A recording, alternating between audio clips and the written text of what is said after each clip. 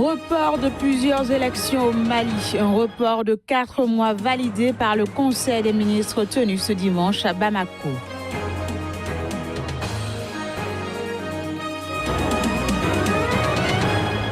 Retour à la vie civile de Robert Mugabe après sa démission au Zimbabwe. Les proches de l'ex-président affirment qu'il profite de sa retraite politique.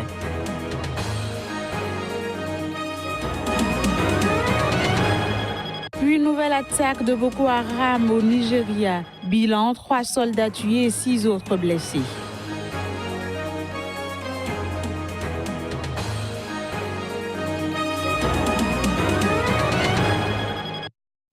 Vous êtes bien sûr Sika TV, bienvenue à toutes et à tous. Au Mali, l'élection des conseillers des collectivités territoriales au niveau des cercles et des régions, ainsi que les communales partielles dans une 50aine de communes ont été reportées. Le report de 4 mois a été validé par un conseil des ministres tenu ce dimanche à Bamako. Au reportage. Un conseil des ministres tenu ce dimanche soir à Bamako, au Mali, a validé le report de l'élection des conseillers de collectivités territoriales au niveau des cercles et des régions et des communales partielles dans une 50aine de communes. Et ce, alors que ces scrutins étaient prévus pour le 17 décembre prochain, selon le ministre malien de l'administration territoriale, qui a rencontré les principaux acteurs du processus électoral pour en recueillir les préoccupations avant de proposer à l'État un report du scrutin au mois d'avril 2018. Le report de la date s'imposait, vu que le gouvernement malien veut des élections inclusives dans un climat apaisé. Parmi ces préoccupations, il y a la situation sécuritaire sur le terrain au nord, mais également au centre. Des poids lourds du processus de paix dans le nord du Mali, que sont la plateforme des groupes armés pro-gouvernementaux, ainsi que la CMA, avaient également réclamé le report des élections.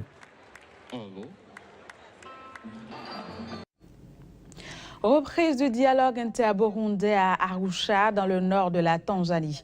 Après des mois de pression sur le pouvoir burundais, les chefs d'État tanzaniens et ougandais ont obtenu cette fois le retour du gouvernement à la table de négociation, et ce au détriment de son opposition. On fait le point à travers cet élément.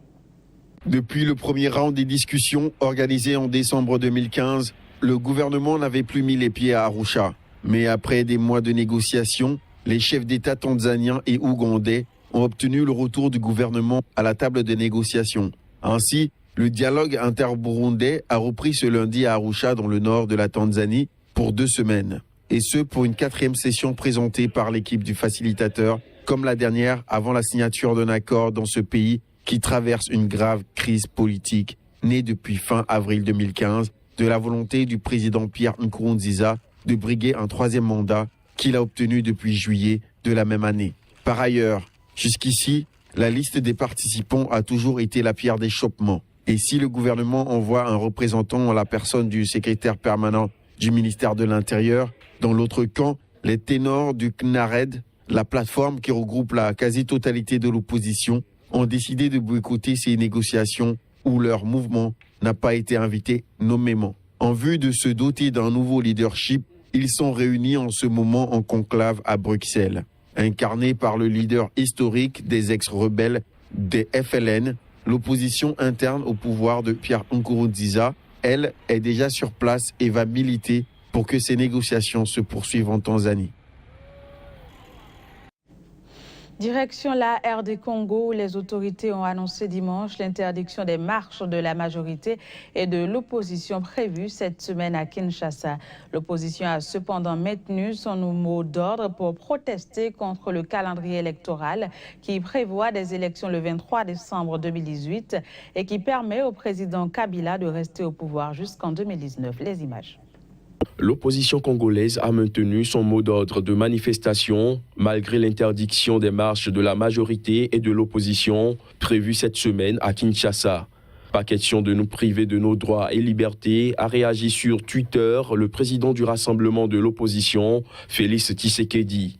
En effet, le rassemblement de l'opposition, qui voulait manifester le mardi 28 novembre, avait déplacé au jeudi 30 novembre sa marche contre le calendrier électoral, compte tenu de la marche annoncée par la majorité présidentielle favorable au président Joseph Kabila, qui avait également prévu de marcher le même jour pour soutenir le calendrier qui prévoit des élections le 23 décembre 2018. Les autorités congolaises ont annoncé dimanche l'interdiction de ces marches malgré les appels de la communauté internationale au respect des droits en République démocratique du Congo. Rappelons qu'un appel à la mobilisation de l'opposition le 15 novembre dernier avait été diversement suivi et sévèrement contenu par les autorités. L'Union européenne, les États-Unis, la Suisse et le Canada s'étaient alors déclarés préoccupés par les restrictions apportées aux libertés d'expression et de réunion dans ce pays. Pendant ce temps, au Bénin, le capitaine Patrice Trekpo, secrétaire général adjoint du syndicat des eaux et forêts, est toujours dans le collimateur de ses supérieurs hiérarchiques. Après 60 jours d'arrêt de rigueur suite à des propos tenus sur une chaîne locale dénonçant l'opacité qui aurait entouré la passation du marché relatif à la gestion des parcs Pandjari et W, l'homme pourrait être radié dans les tout prochains jours. Alerté, l'Union nationale des syndicats des travailleurs du Bénin, UNSTB, en appelle à l'indulgence de la hiérarchie. Plus de précisions avec Emmanuel Zounon. Il est le secrétaire général de l'UNSTB. On l'écoute. Notre camarade a été privé de sa liberté pendant 60 jours fermes et est dans l'attente d'être traduit devant le conseil de discipline le 30 novembre 2017 pour sa radiation de l'armée, à en croire les indiscrétions.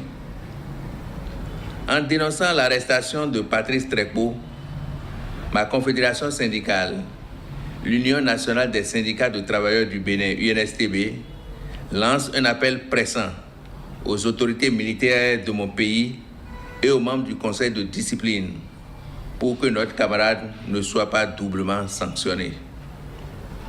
Aux honorables membres du conseil de discipline, ma confédération syndicale les invite à remonter à la cause principale de l'avis motivé émis par Patrice Trekpo sur les réformes du gouvernement relatives aux packs concernés pour éviter tout amalgame avec les obligations militaires. Aux 5 jurés désignés, je les invite le moment venu de se souvenir des colonels Chasp et Darcy pour que l'esprit corporatiste prévale sur la volonté politique. La nation béninoise tout entière retient son souffle et vous observe. Ce journal se poursuit au Zimbabwe. L'ex-président Robert Mugabe se porte bien et se réjouit de pouvoir profiter de sa retraite politique forcée. C'est du moins ce qu'ont affirmé certains de ses proches quelques jours après sa chute. Des déclarations qui confirment que Robert Mugabe et son épouse Grace ont pour l'heure écarté la piste d'un exil évoqué ces derniers jours. Voici les détails. Robert Mugabe se réjouit de sa nouvelle vie, de pouvoir s'occuper d'agriculture et de pouvoir rester dans sa maison de campagne, selon ses proches. Ces derniers ont également affirmé que l'homme a bien pris les choses. Au pouvoir depuis l'indépendance du Zimbabwe en 1980, Robert Mugabe a démissionné mardi dernier après un coup de force de l'armée provoqué par le limogeage de son vice-président Emmerson Mnangagwa qui lui a succédé. Depuis sa chute, la presse et la rue bruissent des informations non confirmées sur les conditions de son départ négociées avec l'armée. Dans son édition dominicale, le quotidien zimbabwéen The Independent a affirmé que l'ex-président avait obtenu une enveloppe de 10 millions de dollars, l'immunité contre toute poursuite judiciaire et l'assurance de garder ses biens. Son entourage refuse de confirmer un tel accord, tout en rappelant que les conditions de la retraite du président sont définies dans la loi. Les proches de l'ancien président ont cependant démenti à plusieurs reprises qu'il avait négocié son immunité. Selon son entourage, Grace Mugabe, l'ex-première dame, souhaite se concentrer sur un projet de construction d'une université en l'honneur de son mari. Des déclarations qui confirment que Robert Mugabe et son épouse Grace ont pour l'heure écarté la piste d'un exil. En Afrique du Sud, où les Zimbabwéens constituent la plus forte communauté immigrée, les ressortissants du Zimbabwe sont très heureux de la démission de Robert Mugabe. Ils étaient nombreux à fuir la crise économique et le chômage dans ce pays. Aujourd'hui, ils envisagent de rentrer au bercail. Reportage. Ils sont 1 à 3 millions de Zimbabwéens à avoir pris la direction de l'Afrique du Sud voisine ces dernières années. Mais ils n'ont pas pour la plupart trouvé de l'autre côté de la frontière l'Eldorado qu'ils espéraient. L'économie la plus industrialisée du continent tourne au ralenti et le chômage y bat des records, 27%. La chute de Robert Mugabe dans ces conditions fait renaître l'espoir. Pas suffisant tout de même pour faire aussitôt ses adieux à l'Afrique du Sud. En attendant que le climat économique s'améliore dans leur pays, ces exilés vont continuer à déboucher des éviers, ravaler des façades ou poser des carrelages de salles de bain pour quelques centaines de rands, l'ouvrage, environ 10 €. Une amélioration du climat des affaires ne sera non plus systématiquement gage de retour au pays. Bon nombre ont pu reconstruire leur vie et trouvent en leur terre d'accueil une nouvelle patrie qu'ils comptent bien adopter comme telle. Pour le nouveau Zimbabwe, ils s'engagent, ces exilés, à apporter leur contribution pour sa reconstruction. Là-dessus, tous attendent que le nouveau président Emmerson Mnangagwa pose des actes qui rassurent. Lors de son investiture, l'homme aura certes tenu un discours très tourné vers l'économie, mais beaucoup attendent de voir les réformes prendre corps pour réellement y croire. Insécurité à présent, nouvelle attaque du groupe Boko Haram au Nigeria. Ce 10e attentat du groupe djihadiste a causé la mort d'au moins 3 soldats. D'après l'armée nigériane, 6 autres soldats ont été blessés dans des affrontements avec des combattants du groupe djihadiste qui ont également pris entre samedi et dimanche le contrôle d'une ville du nord-est avant d'en être chassés. Le week-end n'était pas de tout repos pour les populations nigérianes. Les djihadistes du groupe Boko Haram ont une fois de plus semé la panique en menant une attaque qui a coûté la vie à 3 soldats au moins.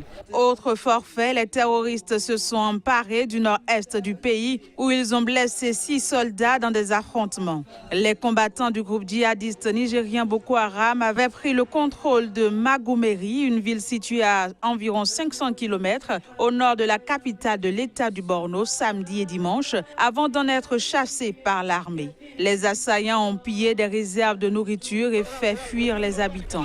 L'insurrection djihadiste de Boko Haram a déjà fait 20 000 morts et 2,6 millions de personnes déplacées depuis 2009 dans le nord-est nigérian, ne laissant aucun répit à l'État du Borno depuis le début du conflit. En juillet, au moins 69 personnes, majoritairement des soldats et des miliciens d'autodéfense, ont été tués dans une embuscade tendue aux membres d'une mission de prospection pétrolière dans cette même région de Magumeri. Puis en Égypte, les autorités ont décidé ce dimanche de prôner la tolérance zéro, ceci dans la lutte contre le terrorisme. On fait le point à travers ce reportage. Dans la lutte contre le terrorisme, les autorités égyptiennes ont décidé ce dimanche de prôner la tolérance zéro. Les nouvelles mesures du pouvoir interviennent après l'attentat dans une mosquée dans le Sinaï ce vendredi, lequel attentat a coûté la vie à 305 personnes dont 27 enfants, selon un dernier bilan fourni ce dimanche par les autorités. Ce bilan pourrait encore s'alourdir d'après des sources proches des services de secours. Les dirigeants égyptiens ont aussi décidé d'opter pour des frappes aériennes, des raids sur les caches des islamistes et de lourdes peines de prison pour les auteurs d'attentats récurrents qui frappent les familles en Égypte. Le bureau du procureur égyptien qui cite des enquêteurs et des entretiens avec des survivants blessés a révélé que les hommes armés qui ont perpétré l'attentat de ce vendredi portaient un drapeau de l'État islamique au moment où ils ont pris d'assaut la mosquée. Voilà, c'est sur cette note de l'Égypte que s'achève cette édition que j'ai eu du plaisir à vous présenter. On se dit à très bientôt.